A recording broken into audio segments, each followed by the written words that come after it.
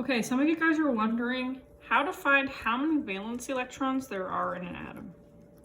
So a couple months ago, we learned that this number, the atomic number, told us how many protons there were, and when it was a neutral atom, it told us how many electrons there were.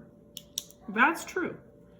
The thing that I'm focusing on is valence electrons, okay? So valence electrons are they're the outermost electrons in your shells, okay? So it can look like that. It would be that outermost circle, how many there are in there. You can have up to 8 electrons in a valence shell.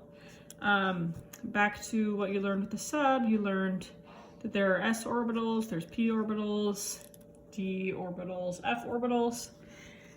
Those valence electrons are going to end in a p6. Okay, see how there's 8 electrons there? That's the general idea. I'm not going to get crazy into it. Okay, so you want to have 8 electrons.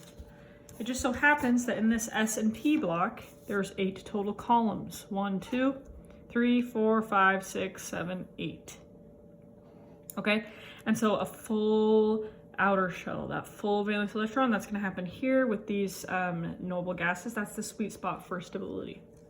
Okay, so all you're going to do on your periodic table is look 1A, 2A, 3A, 4A, 5A, 6A, 7A, 8A. And whatever column something's in, it's going to have that many valence electrons. So for example, lithium, sodium, potassium, they're all going to have 1 valence electron.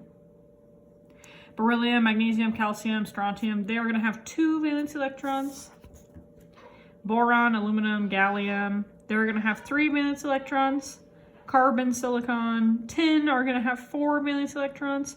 Nitrogen, phosphorus, arsenic will have 5 valence electrons.